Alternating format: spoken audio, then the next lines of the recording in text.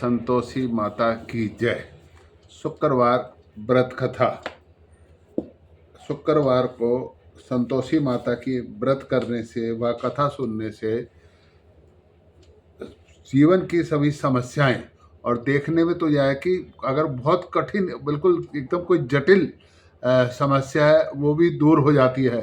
इसीलिए शुक्रवार व्रत भी थोड़ा सा जटिल है। वो कथा है, एक बुढ़िया थी, उसके 7 पुत्र थे, 6 कमाते थे और एक नहीं कमाता था। तो 6 को तो माता अच्छी रसोई देती थी, लेकिन एक को उनका सबका झूठन देती थी। तो एक वो अपनी बहू से बोला, देखो मेरी माँ का मेरे को कितना प्यार है। वो कहती है, हाँ मैंने सब देखा है, तुमको उन 6 का झूठन खिलाती है। उसने कहा नहीं। तो उन्होंने कहा जांच लो भैया आप। तो एक दिन वो सिर ढक के पतला कपड़ा ओढ़ के लेट गया। देखा तो माँ ने 6 को भोजन कराया और बाद में जो भोजन बचा उसको समेट समेट के थाली साफ करके उसको खिला दिया। अब वो उसने कहा, जब उसने देखा तो उसको बहू की बात पसंद आई, तो वो बहुत दुखी हुआ। वो तो सोचता था मेरी माँ मेरे को बहुत प्यार करती है, और उसने देखा ये तो सबका जूठन खिलाती है। उसको लगा कि शायद मैं कोई काम नहीं करता तो इसलिए मेरे साथ ऐसा कर रही है। तो उसे वो वहाँ से अपनी बहू को कह के कि मैं जा रहा हूँ। और उसने कहा कोई निशानी? तो उसने कहा मेरे पास क्या निशानी है, गोबर का छाप है, यही उसकी कमीज पर उसने पीछे पीठ पर मार दिया। अब वो चला, शहर चला गया, वहाँ जाके नौकरी ढूंढने लगा। तो एक साहूकार के पास गया। साहूकार ने कहा ठीक है अभी काम कर ले। अब थोड़ा बहुत पढ़ा लिखा तो था, तो और मेहनती भी था, और एक फिर घर से चोट खाया हुआ। अब जो किसी को ऐसा सबक मिल जाए तो वो ज़्यादा मेहनत करता है। तो वो दुकान पे बैठ करके मेहनत करने लग गया। अब वो वहाँ बैठकर मेहनत करने लगा, तो वो उसका भगवान का आशीर्वाद उस पर हुआ, और उसका सेठ का काम भी चल गया। और वो ईमानदार तो था ही, थोड़ा बेचारे का ग्रह ठीक नहीं थे, तो इसलिए उसको घर में काम करने का मन नहीं कर रहा था। अब वहाँ उसने खूब मेहनत से काम करा तो सेठ का काम चल गया। अब जब सेठ का काम चला तो उसको कारोबार छोड़ करके देसाटन पे, तीर्थाटन पे चला गया। अब उधर उसकी जो बहू थी, अब वो क्योंकि वो 6 बच्चे तो पैसे ला के देते थे तो उनका सत्कार होता था।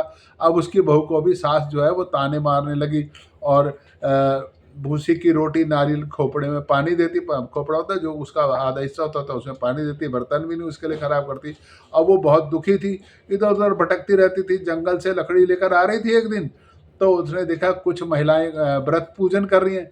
उनके पास जाके पूछा कि आप क्या कर रही हो? तो उसने कहा क्या करना क्या है, संतोषी माता की कथा और व्रत कर रहे हैं, उसी से हमारे सारे कष्ट दूर होते हैं। उन्होंने कहा मुझे भी कोई उसका बताओ। तो उसने कहा कि संतोषी माता का कथा सुनने के लिए गुड़ चने हाथ में लेकर और उसको कथा सुनते हैं, और उस दिन खटाई नहीं खाते। तो ऐसा करके उसने सारा विधान बता दिया। भैया धूप दीप माता की फोटो के आगे रख के कथा सुने। माता 3 महीने में, 1.25 साल में तो सबके कष्ट दूर कर देती है। और उसके बाद एक उद्यापन करना चाहिए। तो उद्यापन में जो है 8 बालकों को मिलाकर खाना खिलाना होता है। पर यह है कि एक ही बस वो, बाकी सारी ठीक है, एक दिन कुछ दिन कोई कठाई नहीं खाएगा। ऐसा कह के वो चल दे। उसने कहा मैं भी संतोषी माता की व्रत करूंगी। अब घर आके उसने संतोषी माता का व्रत करा, पूजन करा, कथा सुनी। तो उसके प्रभाव से अब वो माता सोचने लगी ये मेरी भक्त जो है ये मेरी पूजा पाठ तो करिए, पर इसका पति तो इसको याद भी नहीं करता, तो अब मैं क्या करूं? तो माता उस लड़के के सपने में जाकर के बोलती है कि ऐसे जो साहूकार के पास नौकरी शहर में कर रहा था, क्या ऐसे से तेरी गांव में स्त्री जो है वो कष्ट भोग रही है और तू यहाँ पर आराम से बैठा है। तो उसने कहा माता थोड़ा बहुत शुद्ध तो आती है, लेकिन क्या करूं, कारोबार में इतना फंसा हुआ हूँ, अब लेन देन इतना है, या तो कोई यहाँ प्रबंध हो तब मैं करूँ। तो माता ने कहा कि तू ऐसा कर, सवेरे उठकर घी का दीपक जलाकर मेरी फोटो को आगे रख कर दुकान पे चला जा, तो सारा तेरा काम ठीक ठाक हो जाएगा। सवेरे उठा, उसने कुछ लोगों से चर्चा की, उन्होंने कहा सपने के बाद भी कुछ सोते। उसने कहा लेकिन जब सपना आया और मानने में कोई ऐसा तो है नहीं, कोई बुरी बात है। अब दीपक जलाना और माता के सामने दुख कहने में क्या बुरी बात है? तो वो जाकर के दीपक जला के दुकान पे जाके बैठ गया। अब वो जो जितना कर्जा था, जितने देनदार थे, लेनदार थे, सब आकर के उसका, अब उसको तो बड़ा खुश हुआ जब जब भाई सारे जितने भी उसके पैसे थे रुके हुए थे सब आ गए, और सारा उसकी दुकान की व्यवस्था भी पूरी हो गई। तो उसने कहा ये तो बहुत चमत्कार हुआ। तो उसने कहा चलो अब जब सारी दुकान की व्यवस्था ठीक हो गई और सब कुछ ठीक है, तो और सेठ जी भी आ गए हैं, तो वो वहाँ से गहने कपड़े कुछ बहू के लिए, कुछ वो भाइयों के लिए, कुछ सब के लिए, अब वो वहाँ चल पड़ा। अब वो जब रवाना हुआ और बहू तो रोज़ लकड़ी लेने जाती थी, तो उसको बड़ी अजीब सा बोला। तो रास्ते में माता का मंदिर पड़ता था, उसने कहा मौसम बड़ा अजीब सा और हिचकियाँ हिचकी आ रही हैं, तो मैं क्या करूं। माता ने कहा देख तेरा पति आ रहा है, तू 3 लकड़ी के गट्ठर बना, एक जंगल में रख, एक मेरे मंदिर पे रख और एक अपने घर ले जा। और घर ले जाकर अपनी सास को आवाज़ लाने की भूसी की रोटी और नारियल खोपड़े में पानी दो। तो ये बात इतना तूने मेरे कहने से जाकर करना है। वो वहाँ घर चली गई। घर जाकर के अब वो उसका आदमी आया, मंदिर पे बैठा, उसने देखा यहाँ तो सारा कुछ सामान है रसोई का। तो उसने रसोई बने, नाश्ता करा, आराम करा और फिर अपने घर के लिए चला। घर गया तो सबने बड़ा उसका आदर सत्कार करा। इतने में वो भी लकड़ियाँ लेकर के आ गई। उसने कहा माता जी नारियल भूसी की रोटी दो, नारियल के खोपड़े में पानी दो। तो उसने कहा ऐसा क्यों कर रही है।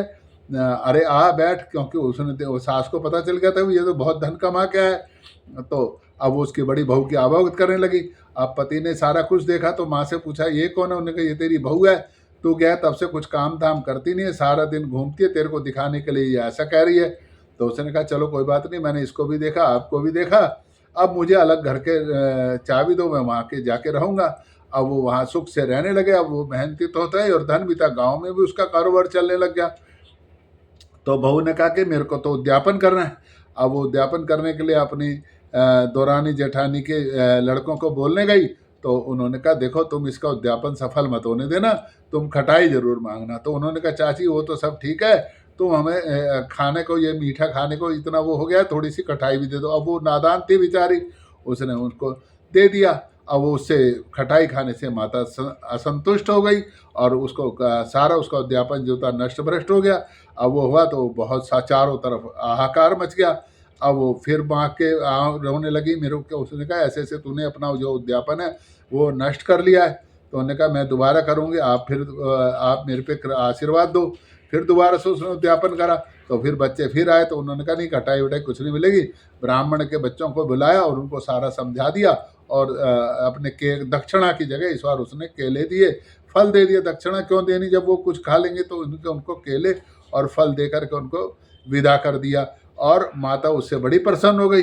अब वो खूब रच बस गया। तो एक दिन माता ने सोचा क्यों नहीं मैं वहाँ पर उसके घर जाऊँ, देखो तो सही कि वो कैसे रहती है। तो माता उसके घर जाने लगी तो देखा कि सास ने देखा एक कोई आ रही है भयानक रूप बना के, गुड़ चने से सना हुआ मुंह है, सूंड के समान होठ है, उस पर मक्खियाँ बिन बिन आ रही हैं, दहलीज पर रखते उसकी साथ चलाई। देखो ये कौन आ रही है, लड़को भगाओ नहीं तो किसी को खा जाएगी। लड़के डरे और चिल्लाने लगे। अब ऊपर से वो बहू बैठी थी तो वो अपने बच्चे को दूध पिला रही थी। उसने दूध बच्चे को वहीं छोड़ के एकदम आई, कह रही नहीं नहीं ये तो मेरी संतोषी माता है। और वो जरा सारा कुछ बताया तो उसने उसकी सास को पता चला रही है तो संतोषी माँ। फिर संतोषी माता ने अपना सनोला रूप दिखाया तो एकदम सब एकदम माता के चरणों में गिर गए और माता को बोला माता हमसे बहुत गलती हुई है। सारी वो जो देवरानी जेठानी सब माता के चरणों में पड़ गई। माता हमने तो बड़ा अनाचार करा है, आप हमारे को हमारे सारे जो दुष्ट कार्य हैं उनको माफ़ करो।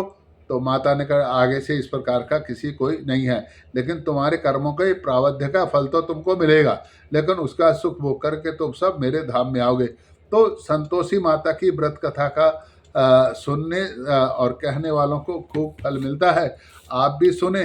घर पर बैठकर गृहस्थियों को मैंने कहा था घर में बैठ के सुन सकते हैं, नहीं तो गाड़ी में बैठे हैं, कहीं भी जा रहे हैं, मेट्रो में हैं, कहाँ भी हैं, इसको चलाकर आप आराम से सुनते रहिए, खुद भी सुने दूसरों को भी सुनाएं। तो संतोषी माता का व्रत में सिर्फ एक ही है कि खटाई नहीं खानी उस दिन, और जब उद्यापन करेंगे तो दूसरों को नहीं खानी। लेकिन थोड़ा कठिन है, लेकिन हाँ इतना तय है कि बहुत कठिन से कठिन मनोकामनाएं भी पूरी हो जाती हैं। बोलो संतोषी माता की जय।